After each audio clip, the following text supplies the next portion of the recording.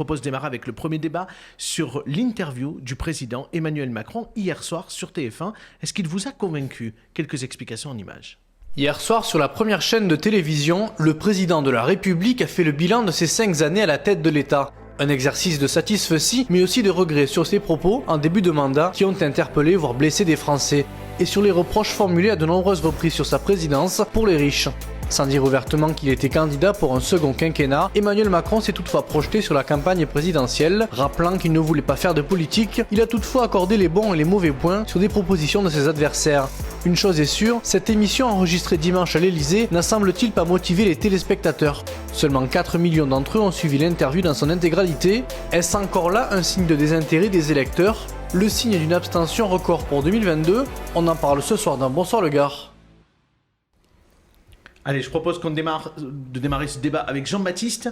Qu'est-ce que vous avez pensé de l'intervention et de l'interview d'Emmanuel Macron hier soir? J'en ai pensé plusieurs choses. C'est vrai que le format choisi avait fait débat. Et moi, j'étais un petit peu surpris sur la forme et sur le fond qui était d'ailleurs inexistant. Je trouvais qu'on avait assisté à un président, j'allais dire presque, qui faisait son introspection en direct à la télévision. J'ai trouvé ça un petit peu dommage. J'ai trouvé qu'il se remettait très peu en question, et qu'en fin de compte, il était prêt à toutes les insincérités pour nous faire croire qu'il avait, rappeler, Jean-Baptiste, qu'il avait réussi. Jeune chez les Républicains. Difficile probablement pour vous de trouver chez Emmanuel Macron des choses intéressantes. Non, mais vraiment sur le forme de l'interview, j'ai trouvé ça assez surprenant. J'avais l'impression qu'il voulait. L'interview était intitulée Où va la France? Moi, j'ai eu l'impression de me demander pendant 2 heures où allait Emmanuel Macron. C'est le représentant quand même de la France, c'est notamment. Non, mais ce que je veux dire, c'est que l'interview était centrée sur sa personnalité, qu'est-ce que vous avez sur son rapport avec les Français. Comme dit Abdel, ça aurait été intéressant, je pense, après 4 ans. Comme dit Abdel, ça aurait été. Non, mais franchement, ça aurait été intéressant d'avoir un bilan de sa propre action. On a eu surtout, moi j'ai eu l'impression, quelqu'un qui voulait parler de son comportement, de son approche. À la différence des autres présidents, il a accepté de revenir sur ses erreurs. Exactement. Et il a fait le premier culpa ses erreurs. Oui, tout à fait. Nicolas Sarkozy l'avait fait, d'autres l'avaient fait. Mais c'est vrai que consacrer. Mais oui. Il a dit qu'il avait changé. Mais oui, Nicolas Sarkozy l'avait fait. Pour son 4e voire 5e nouveau mandat. Sur 2 heures d'interview, je trouve que c'est dommage d'avoir passé autant de temps sur sa personnalité. D'avoir passé autant de temps sur sa propre personnalité et sur ses propres heures. L'idée, c'était quand même de voir vers l'avenir. Brahim, alors, qu'est-ce que vous en avez pensé? Très simplement, il a été très bon? Je ne dis pas qu'il a été très bon, mais c'est vrai qu'il était seul face à 2 journalistes. Mais il faut être clair, ça veut dire quand même qu'à un moment donné, on a un jeune président qui a 42 ans, qui est assez innovant, qui fonctionne de manière différente. Qu'est-ce que tu trouves d'innovant chez lui? Sa façon de communiquer vis-à-vis des personnes, qui fait mea culpa quand même. Moi, j'ai jamais vu, j'ai aucun président, lors de leur exercice, en général, disent qu'ils se trompent pas. Très rarement. Pas entendu dire qu'il se trompait. Quand il dit que la manière dont il s'est, par rapport à se traverser la rue, là, vous savez, par rapport au fameux emploi, qui dit, mais voilà, qu'il aurait dû l'aborder. Il dit pas tout à fait ça, quand même. Il dit qu'on a sorti du contexte ses propos. Mais qu'il aborderait différemment si c'était à refaire. C'est un peu une défense à la Zemmour. Donc, qu'il aborderait différemment. Et puis après, il a connu des crises sans précédent, une crise épidémique là, sur le Covid-19 que tout le monde a connu, qu'il a quand même pas mal amorti, même s'il a fait par rapport au masque, il a avoué quand même qu'il y a une commission une commission d'enquête qui est en train de se faire, et que du coup, il avoue à demi-mot quand même qu'il se trompe sur ça, mais quand même, moi je dis, dans son ensemble, il a été bon, non seulement dans son quinquennat. Il vous a convaincu, Brahim? Plutôt. Voilà. Pas surtout, mais oui. Monsieur le maire, vous en avez pensé quoi du président et de son interview hier? Alors, je n'ai pas regardé l'intervention du président de la République. Vous n'avez même pas regardé, peut-être aujourd'hui, peut-être les résumés? J'ai regardé les résumés dans la presse ce matin. De ce que j'en ai retenu, c'est que c'était plutôt une intervention pour faire un peu acte de contrition sur certaines paroles ou l'attitude qu'il a pu avoir pendant le mandat, mais qu'on n'est pas allé guère plus loin que cela. Mais en tout cas, cet exercice-là, vous pensez que c'était intéressant, qu'il a bien fait de le faire? Pas de jugement à apporter. Le vrai jugement que j'apporte, c'est que dans ce pays, on fait constamment de la politique, on est constamment en période élective. L'élection présidentielle, c'est encore dans plus de 5 mois. Depuis cet été, ça a commencé. Je crois que les débatteurs, les candidats, ça enchaîne. Je crains qu'on lasse trop tôt les électrices et les électeurs. Et je crois que les choses seront plus cristallisées, où l'intérêt sera plus grand de la part de tout le monde. Peut-être qu'au mois de février. On peut se dire qu'au contraire, ça suscite de l'intérêt et qu'il y a matière à débattre et que la France débat et que c'est être en bonne santé démocratique aussi. Brahim, vous vouliez rajouter quelque chose ? Oui, je reprends sur ce que vient de dire Coralie. Vu le fort taux d'abstention et de l'intérêt que portent en ce moment les Français sur la politique, je pense plutôt que après, c'est ce qu'on verse dans le débat. C'est toujours la même chose. C'est ce qu'on verse dans le débat, parce que là, on a eu une pré-campagne avec beaucoup de thèmes de droite, d'extrême droite. Et ce qu'on a entendu hier de la part d'Emmanuel Macron, c'est qu'il a répondu sur la théorie du grand remplacement. Enfin, il a dit un certain nombre de choses. Et il a rassuré, du coup, sur ça. Il a eu un discours assez, quand même, c'est ça qu'on peut noter, assez apaisant. Voilà. Et après, c'est le président des Français, donc c'est pas encore le moment de cliver. On a le sentiment qu'il faisait son bilan et qu'il cherche aussi à exister, parce que alors, il a répondu d'évidence, je suis candidat d'évidence. Il souhaitait être à tout prix dans l'espace médiatique suite à la primaire des Républicains. Donc bon. Tout à fait. Et surtout, peut-être qu'il voulait rassurer les Français sur le fait que lui, peut-être qu'il ne supprimerait pas les 150 000 fonctionnaires que Valérie Pécresse veut supprimer très Il a été rapidement. critique vis-à-vis quand même de Valérie Pécresse. Hein. Oui, il a quand même laissé entendre qu'il y avait un peu d'utopie dans ses propositions et qu'elle ne prenait pas vraiment en compte la réalité, parce qu'à un moment donné, d'ailleurs, c'est un moment que beaucoup ont retenu, c'est ce moment où il dit les fonctionnaires, oui, d'accord, on va les supprimer, mais à un moment donné, il ne faut pas après derrière dire qu'on veut des services publics, qu'on veut l'hôpital où il y a du monde, qu'il y ait des policiers dans la rue. À un moment donné, on ne peut pas vouloir supprimer autant de fonctionnaires, comme l'a fait d'ailleurs Nicolas Sarkozy, et à un moment donné derrière, se plaindre parce qu'il y a des problèmes en France. Il faut arrêter d'être hypocrite. Emmanuel Macron, qui explique qu'il ne faut pas supprimer des postes de fonctionnaires, c'est Emmanuel Macron, 5 ans après qu'il ait annoncé lors de la campagne présidentielle qu'il en supprimerait 120 000. Donc bon, il faut savoir raison garder, et il faut savoir aussi reconnaître quand les adversaires proposent des solutions sur lesquelles on est d'accord. Je veux dire, quand Valérie Pécresse propose de supprimer des postes, elle ne veut pas licencier des gens, il faut bien être clair là-dessus. Ce qu'elle veut, c'est une organisation étatique qui soit plus efficace, moins rigide et plus portée sur la proximité. Où les postes, c'est toujours la même chose, Jean-Baptiste. On les prend où les postes? Et on les finance comment? Tout le monde, il faut arrêter d'être hypocrite sur ça. Parce que quand on ne remplace pas tout le monde est d'accord un retraité sur 2, on peut bien évidemment le faire.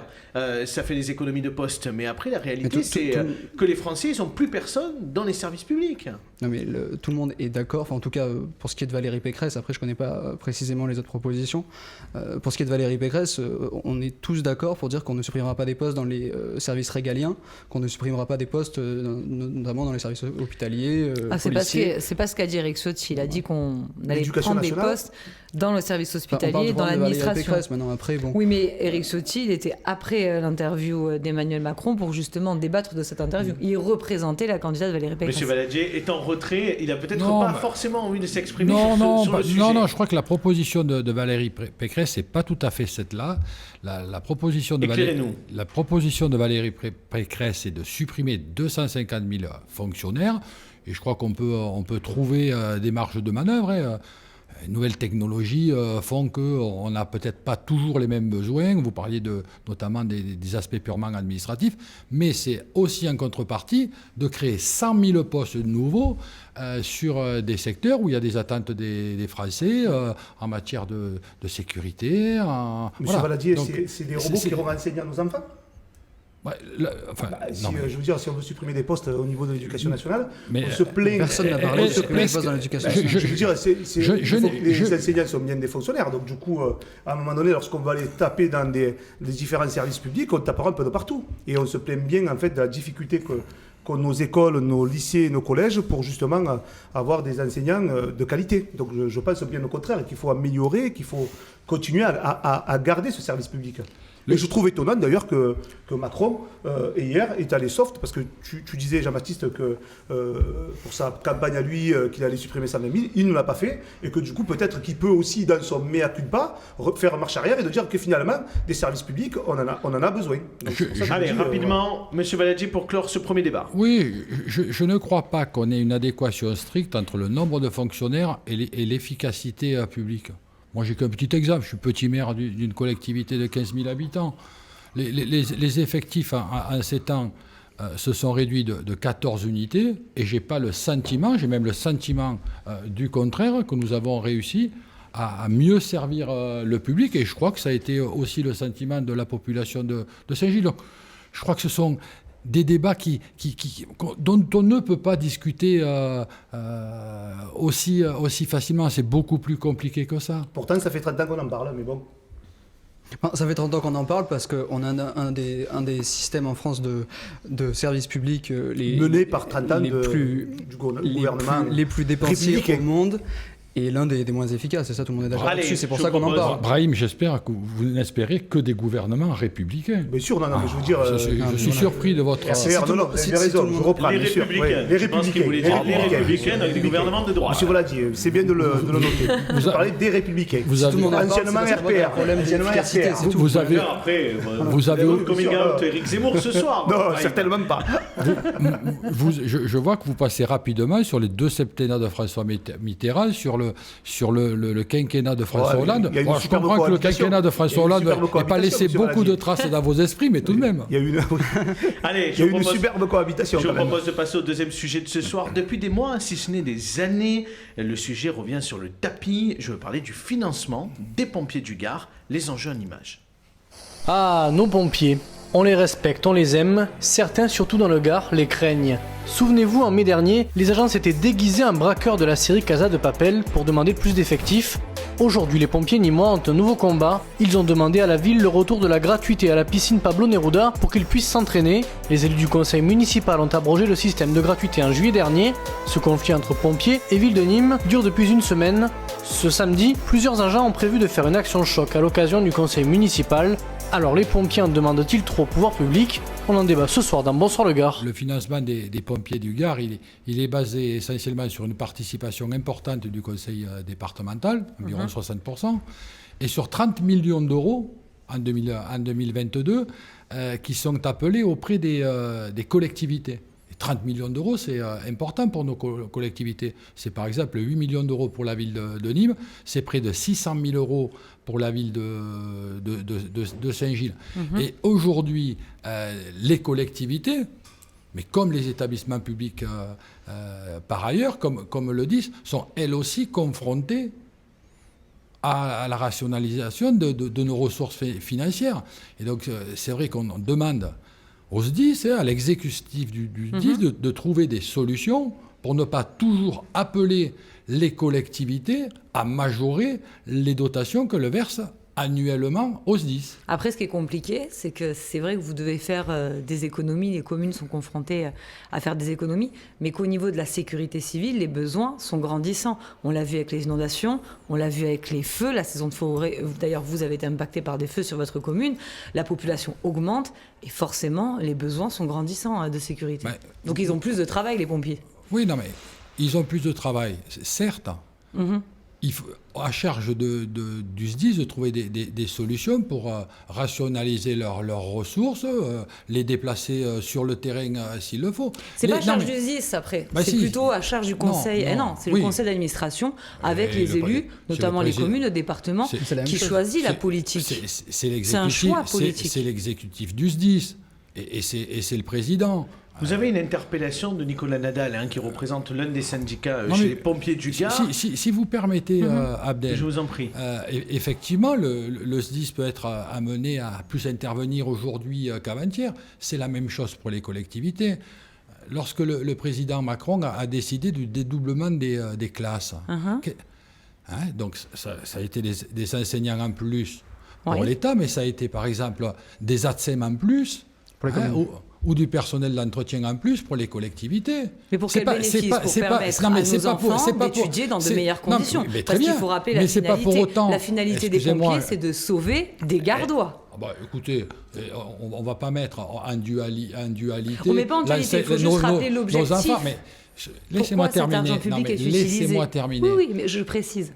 Laissez-moi terminer. C'est pas le débat en plus entre Coralie et M. Valadier. On va donner la parole à tout le monde. Ça a appelé la mobilisation de ressources supplémentaires aux collectivités. Bien sûr. C'est pas pour autant que nous avons augmenté les impôts de nos contribuables. On a cherché, dans nos collectivités, à rationaliser certaines dépenses pour pouvoir les orienter sur le système éducatif de nos enfants. C'est trop facile, chaque fois qu'on a un besoin nouveau, d'aller appeler de la fiscalité. Est-ce que la sécurité, parce que c'est la question que vous posez, vous interpellez Nicolas Nadal, qui aurait souhaité être sur notre plateau ce soir, mais il n'était pas disponible, de dire, est-ce que finalement, la sécurité, elle a un prix? Et en 2019, à Saint-Gilles, vous étiez heureux que les pompiers soient là pour accompagner les difficultés de la commune. Je dis pas le contraire. Ma position, elle tient aussi du fait que la ville de Saint-Gilles, elle donne aux SDIS l'équivalent de 42 € par habitant et qu'il y a d'autres collectivités qui donnent que 15. Parce qu'il y a aussi ce souci-là dans la contribution des collectivités. C'est la modalité de calcul. Eh oui. Ouais. Et nous sommes certaines collectivités, la ville de Nîmes, la ville de Saint-Gilles et d'autres, qui donnent 3 fois plus que d'autres collectivités. Ça aussi, c'est limite.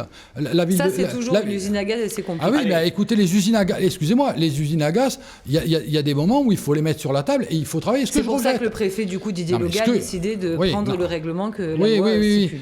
C'est pour ça que je regarde. Ce sujet, il est très ancien. Ça fait déjà 4 ou 5 ans qu'on en parle. Mais personne n'a eu le courage, aux SDIS, de mettre les choses sur la table. Non. Si. L'année dernière, ça a été fait, ça a été validé avec le directeur de cabinet du préfet, et après, le préfet l'a cassé parce que vous, et aussi le maire de Générac, vous avez voulu déposer des recours parce que vous n'étiez pas content de la modalité de calcul. Coralie, je faisais partie du groupe de travail. Je peux vous dire que ça ne s'est pas passé comme ça, excusez-moi. Il me semble qu'il y a certaines communes qui jouent un peu plus le jeu que d'autres, vous avez raison. Non, mais ça c'est pas les communes qui décident, en fait. Oui, mais il y a 55%, d'après ce que j'ai compris, il y a 55% du département qui finance, et après, les contributions, il y a 45% qui sont financées, il me semble, par les communes, c'est ça?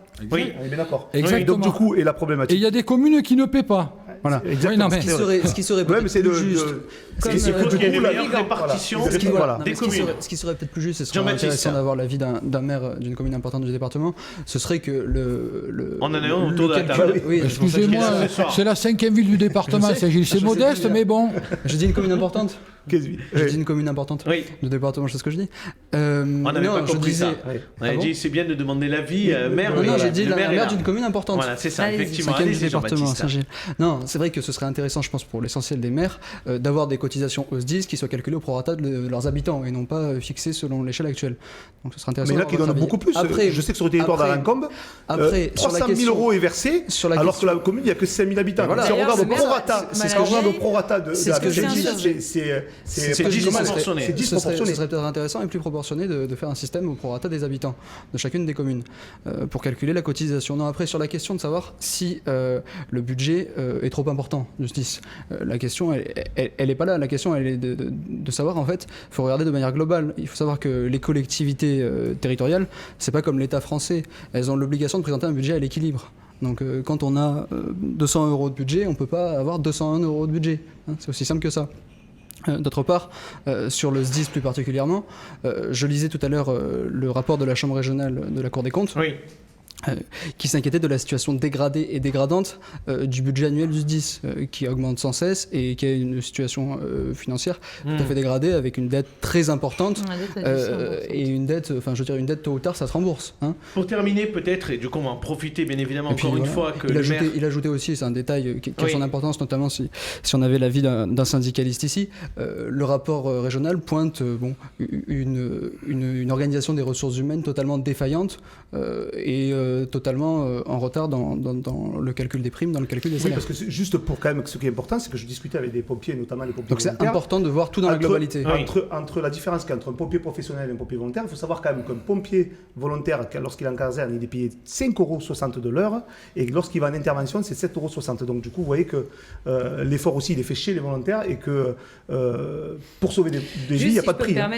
C'est pas la même chose. Enfin, c'est pour ça que le coût des sapeurs-pompiers est intéressant, parce que dans le Gard, on a quand même la chance d'avoir un maillage où il y a un peu moins de casernes, mais on a beaucoup de sapeurs-pompiers professionnels. Et le bon côté, pour les gens qui nous regardent, c'est que ces gens-là sont en caserne, et c'est vrai que quand quelqu'un va les appeler, qui a un AVC, qui a un problème cardiaque, ils peuvent intervenir dans un délai, vous le savez, puisque vous aussi, vous avez des pompiers. Dans un délai de 20 minutes. Et c'est vrai qu'il y a des départements où le délai d'intervention, c'est 30, 40 minutes, et on sait que pour un problème vital, l'hôpital. Ça peut jouer, pardon Abdel. Non, mais Coralie, c'était pour aller dans votre sens. Sur un élément important aussi, je pense que M. Baladji sera d'accord avec nous, c'est qu'on est aussi un département peut-être plus à risque que d'autres départements.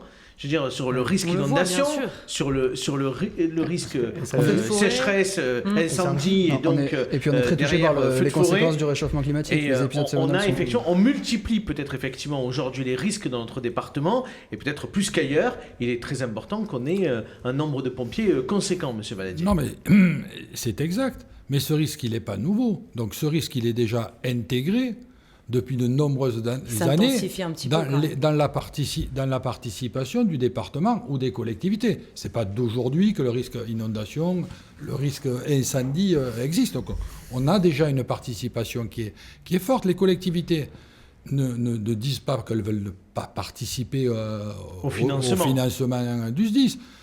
Ce que je dis, je l'ai dit à Alexandre Pissas, son président. Je crois que le SDIS doit aussi donner des signes qu'il fait lui aussi des efforts dans la gestion de ses ressources, pas forcément de ses ressources humaines. Pas forcément les ressources opérationnelles. Bien évidemment. Plutôt administratives. Administratives, structurelles. Aujourd'hui, on n'a pas de signe de la prise en compte de ces sujets-là. Et on le sait très bien. Chacun d'entre nous, on fait ces efforts dans nos collectivités. Et il n'y a pas de raison, à mon sens, que les collectivités fassent des efforts et que certains semblent ne pas vouloir en faire. Donc, ok, c'est bien noté. Merci d'avoir participé à ce débat.